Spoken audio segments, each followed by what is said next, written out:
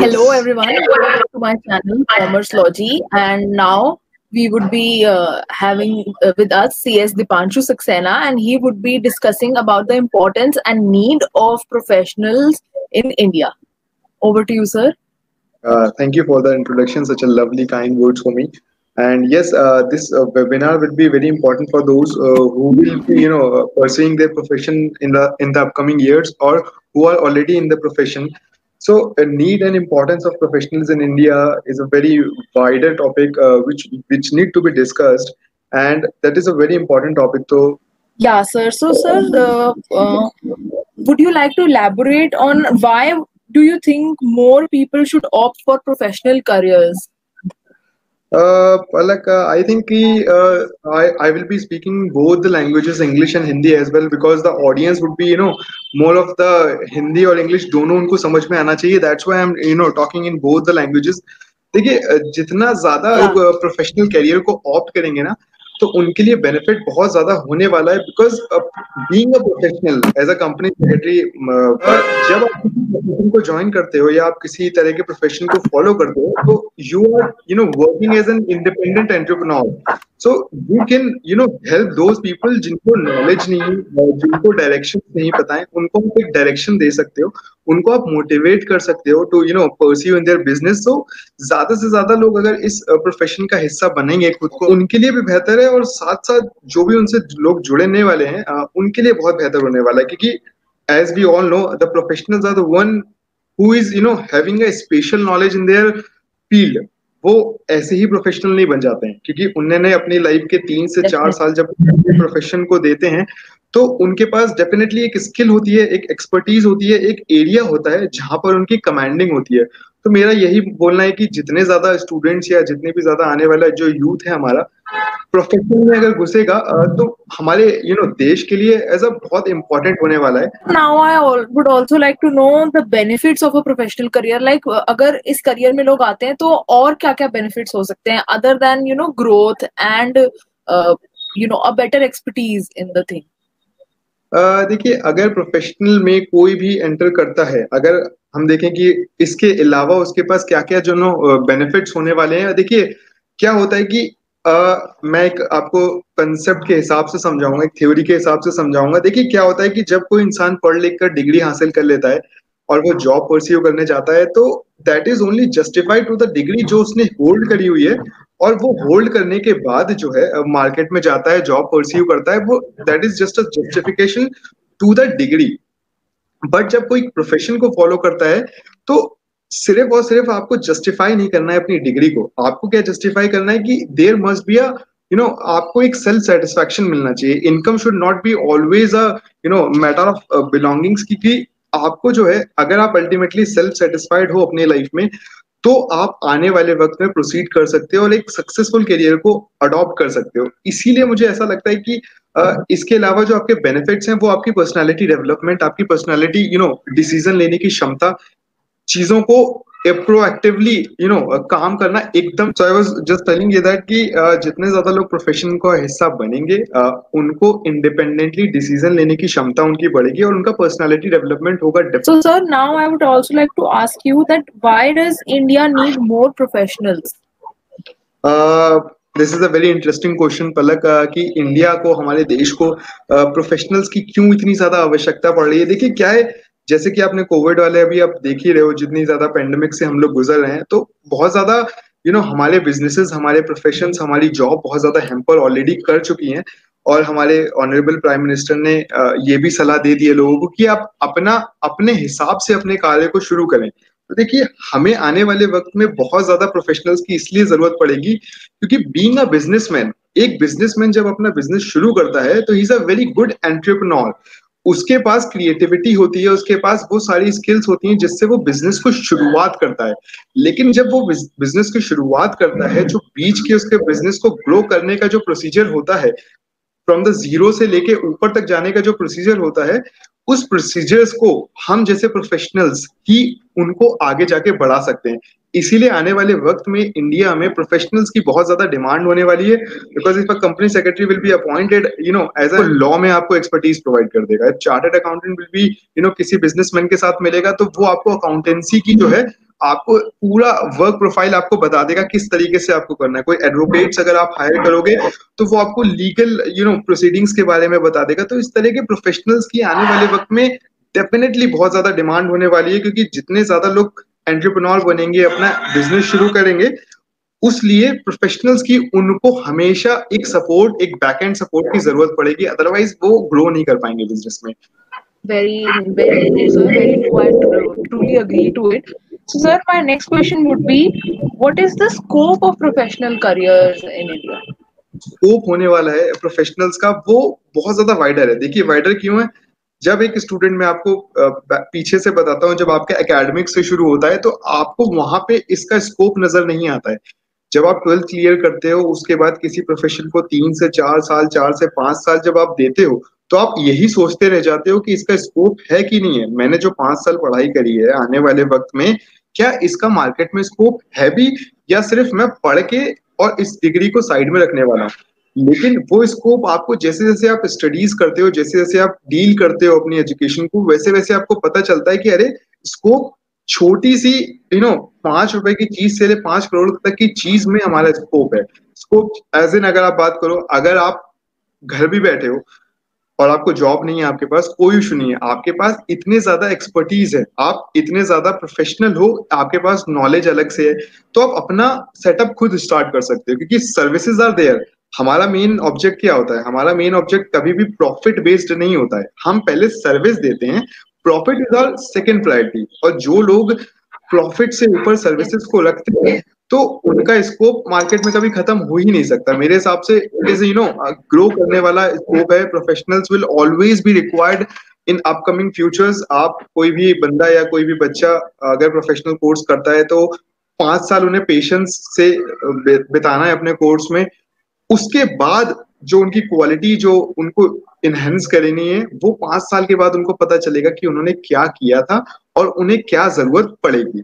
सो scope बहुत wider है, कोई नैरो स्कोप नहीं है। अगर मैं किसी एक पर्टिकुलर एरिया की बात करूं तो that would not be a sufficient qualification कि भाई कितना स्कोप होने वाला है, हर जगह स्कोप है। Sir, here we have a question that which is better for CS, India or abroad? So, sir, what do you think about it? Sorry, can you repeat the question? Sorry. Which is better for CS, India or abroad? Okay, CS का जो profession है आप बात करते हो, वो India के लिए बेहतर होने वाला है या अब्रॉड के लिए होने वाला है, आप ये पूछ रहे हो। देखिए द थिंग इज कि एज अ इंडिविजुअल हमारी प्रायोरिटीज क्या है, हमें ये देखना पड़ेगा कि हमारी लाइफ की प्रायोरिटीज क्या है। We wanted to set up our career in abroad, तो हमें अब्रॉड के लिए जाना पड़ेगा। अगर हम चाहते हैं कि हम अपने इंडिया की तरफ कंट्रीब्यूट करें, तो हमें इंडिया में रहना पड़ेगा। बट अब इंडिविजुअल की पर्सनालिटीज के हिसाब से मैं बात करता हूँ कि कौन सा बेटर है। देखिए दोनों ही अपनी जगह पे बहुत बेटर हैं और दोनों ही जरूरी हैं। देखिए बट रिक्वायरमेंट के हिसाब से आपको एक्ट करना पड़ेगा। आप अब्रॉड जाके काम करना चाहते हो, दैट इज ओके। आप करना चाहते हो दूसरे कंट्रीज की लॉ को फॉलो करके कंप्लायंसेस को पूरा करना चाहते हो, that is your personal choice.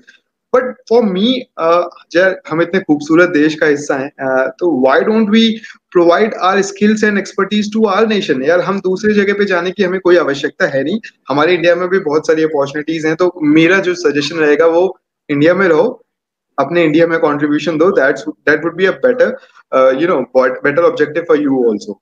सो ये मेरा पर्सनल एडवाइस रहेगी। Yeah, definitely. So, can you just share some incidents from your experience as a professional CS, and what all problems did you encounter during that? Okay. That's a very personal question. That is a very informative question. जो मैं बात करूंगा, मुझे students के लिए बहुत important question है। देखिए एज अ प्रोफेशनल, देखिए मैं या कोई भी individual as a company secretary या चार्टर्ड अकाउंटेंट बनने के बाद वो प्रोफेशनल नहीं बनता है। वो अपनी लाइफ, जो स्टूडेंट की लाइफ होती है, जहां पे वो पढ़ना शुरू करता है, ऐसे कोर्सेज का हिस्सा बनता है, और बनते बनते जब वो बीच की जर्नी में होता है ना, तो वहां पर वो प्रोफेशनल बनने की उसकी शुरुआत हो जाती है। अगर आप वहां पे प्रोफेशनल बन जाते हो तो आपको बहुत ज्यादा दिक्कत आने वाले वक्त में फेस नहीं करनी पड़ेगी। लेकिन अगर आप सोचते हो कि 2 वर्ड लगने के बाद ही आप प्रोफेशनलिज्म को अडॉप्ट करोगे, तो वो आपके लिए बहुत ज्यादा ट्रिकी होने वाला है। मेरे लिए जो इंसिडेंट जो मैटर करते हैं, जो मेरा पर्सनल एक्सपीरियंस है एज अ कंपनी सेक्रेटरी, मैंने जो प्रॉब्लम्स देखी स्टूडेंट्स की, वो ये देखी कि जब स्टूडेंट, मैं भी एज ए स्टूडेंट जब पढ़ाई करता था, तो मेरे को पढ़ाई से ज्यादा ये समझने में की कोशिश लगती थी कि क्या चीजें हमारे ऊपर एप्लीकेबल हो रही हैं, क्योंकि इतने ज्यादा अमेंडमेंट्स रहते हैं, इतनी ज्यादा ट्रेनिंग स्ट्रक्चर्स रहते हैं, तो आपको इतना ज्यादा कंफ्यूजन रहता है कि आप एग्जाम पे कभी फोकस ही नहीं कर पाते। और यहाँ पर ऐसी कोई अथॉरिटी भी नहीं होती है जो आपको पर्सन टू पर्सन जाके वो चीजों को सॉल्व करे। तो वो प्रॉब्लम मैंने बहुत फेस करी एज अ स्टूडेंट, और धीरे धीरे जब मैंने उन प्रॉब्लम्स को टैकल करना शुरू किया, तो मुझे ऐसा लगा आने वाले वक्त में as a professional company secretary की प्रैक्टिस, कंप्लाइंसेस को फुलफिल करना, ऑर्गेनाइजेशंस को हेल्प करना, वो तो हमारा काम है ही, लेकिन स्टूडेंट्स के लिए मैं क्या कर सकता हूँ। तो मैंने क्वेरीज एंड रिजोल्यूशंस के लिए इंडिपेंडेंटली काम करना शुरू किया, और मैं हर एक स्टूडेंट की क्वेरी को रिजॉल्व करता हूँ, चाहे वो छोटी से हो, ट्रेनिंग स्ट्रक्चर से हो, चाहे वो एप्लीकेबिलिटी से हो। तो यही मेरा एक्सपीरियंस कहता है कि यार अगर हमारे साथ कुछ एक रोड मैप पे ठीक नहीं बैठी, तो आई वांट कि आने वाली जो जनरेशन है वो फायदा उठाए इन सारी चीजों का, और अपनी प्रॉब्लम्स को लेकर आए ऐसे प्लेटफॉर्म पे जहां पे हम जैसे लोग हैं उनकी मदद करने के लिए।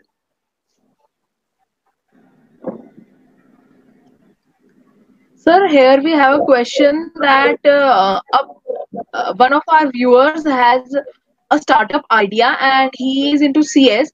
So, how can the person get opportunities for the startup idea? Startup ideas देखिए, स्टार्टअप इज जो भी स्टार्टअप होता है वो एक इनोवेटिव और एक क्रिएटिविटी पे डिपेंड करता है। आपकी थॉट प्रोसेस क्या है, आप करना क्या चाह रहे हो, वो डिपेंड करता है। जैसे ही आपको क्लैरिटी मिलेगी, आपका जो थॉट प्रोसेस होना चाहिए कि व्हाट स्टार्टअप आपको करना है, बट किस चीज का स्टार्टअप करना है, आपको उसके लिए एक आपके पास फॉर्मेट होना चाहिए कि किस किस तरीके से आपको शुरुआत करनी है। किसी भी चीज को शुरू करने के लिए आपकी वो क्षमता बात करे, लेकिन आप किसी का कॉपी कर रहे हो, या if you are looking some other businesses और वहां से अगर आप लेकर आ रहे हो, तो फिर वो स्टार्टअप जो है बहुत लंबे समय तक जाने नहीं वाला है। अगर आपका कोई पर्सनल आइडिया है, आप उस पर शुरुआत करते हो, तो मेरे हिसाब से बेटर थिंग यही रहेगी कि उसको फिजिकल फॉर्म में लाने से पहले आप उसको एक आइडियली जो एक प्रोसीजर होता है किसी चीज को शुरू करने का, हमारे कंपनी सेक्रेटरीज में बहुत इंपॉर्टेंट वर्ड होता है जिसे हम लोग बोलते हैं चेकलिस्ट। तो आप एक चेकलिस्ट बनाओ जिसमें आप सारे टिक्स लगाओ कि कौन कौन सी चीजें जो हैं आपके स्टार्टअप के लिए एसेंशियल होंगी आने वाले वक्त में, उसकी शुरुआत कैसे करेंगे। तो बेसिक पहले आप शुरुआत करो, फिर तो आपको रास्ते में बहुत सारे प्रोफेशनल्स या बहुत सारे ऐसे लोग मिलेंगे जो आपके स्टार्टअप को ज्वाइन करेंगे। पहले आपके पास एक आइडिया होना चाहिए, थॉट ऑफ क्लैरिटी होनी चाहिए, एक चेकलिस्ट होनी चाहिए, उसके बाद आप स्टार्टअप में जाओ। तो मेरे लिए मतलब ये मेरी एडवाइस रहेगी उनके लिए। Thank you for the question, अच्छा क्वेश्चन था ये। Thank you so much, sir. Sir, another viewer has a question that which is better, CS in practice or CS in employment? तो दिस इज द क्वेश्चन, ये रहता है ये question. मैं I am smiling on this question because ये question रहता है आपके माइंडसेट में, हमेशा रहता है। पीपल यूज टू से कि यार जो सीएस की प्रैक्टिस करनी चाहिए या किसी भी प्रोफेशन की जो प्रैक्टिस करनी चाहिए शुड बी आफ्टर 2 और 3 ऑफ एक्सपीरियंस इन जॉब। आप 2-3 साल का जॉब एक्सपीरियंस ले लो, उसके बाद प्रैक्टिस शुरू करो। पर मेरा यहाँ पर ओपिनियन बहुत अलग है। अगर आपको प्रैक्टिस करनी है तो भाई शुरू से ही करो। आप पढ़ाई लिखाई करने के बाद, डिग्री हासिल करने के बाद आप इंडिपेंडेंटली काम करना शुरू करो। जब तक आप खुद से काम करना शुरू नहीं करोगे, तब तक आपका प्रोफेशन जो है, आपकी प्रैक्टिस जो है, वो चलने नहीं वाली है। जॉब में आप एक्सपीरियंस लेकर आओगे और प्रैक्टिस करोगे, दैट वुड नॉट मेक बहुत ज्यादा बड़ा इम्पैक्ट नहीं लाने वाला। देखिए एज अ जॉब के थ्रू मैं सर्विस देना चाहता हूं, तो वो उनका पर्सनल थॉट है। आप प्रैक्टिस के थ्रू सर्विस देना चाहते हो इंडिपेंडेंटली, किसी भी तरह के ऑब्स्टिकल्स को फेस ना करके कि भाई किसी का भी आपको सुनना नहीं है, हायरार्की का हिस्सा नहीं बनना है, तो आप इंडिपेंडेंटली प्रैक्टिस शुरू करो। मेरे हिसाब से ये इंपॉर्टेंट होना चाहिए कि अगर आपको प्रैक्टिस शुरू करनी है तो आप आज से शुरू करो, चलेगी। If you have knowledge, you have skills और खुद पे भरोसा है अगर आपको, तो प्रैक्टिस विल बहुत अच्छे से चलने वाली है, ऐसा कुछ है नहीं। Thank you so much, sir. And sir, another question is there that should a person who is pursuing company secretary should also do LLB with it? हाँ, दिस इज ऑल्सो, बहुत सारे स्टूडेंट्स मुझसे ये सवाल पूछते हैं कि जो कंपनी सेक्रेटरी करते हैं उन्हें क्या एलएलबी भी करने की आवश्यकता होती है।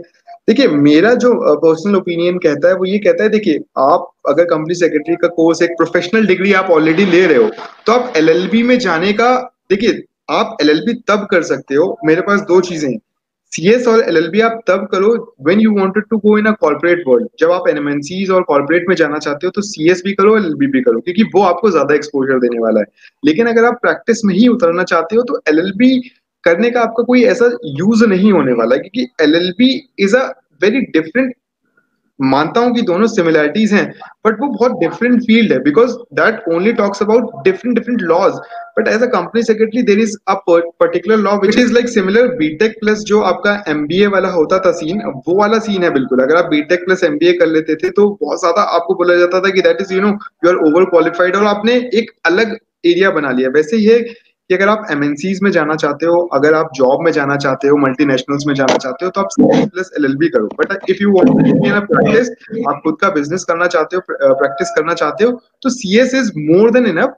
5 साल आपने ऑलरेडी CS को दे रखा है और 3 साल आप LLB को भी दोगे, तो that is not a compulsion. मेरा ओपिनियन ये है, जॉब में जाना चाहते हो तो CS LLB कर लो, अगर आप जॉब में नहीं जाना चाहते तो CS और ग्रेजुएशन कोर्स कर लो, that would be more than enough. Okay, thank you so much, sir. Thank- Thanks a lot for solving all the queries. So, thank you. sir, would you like to add something to it?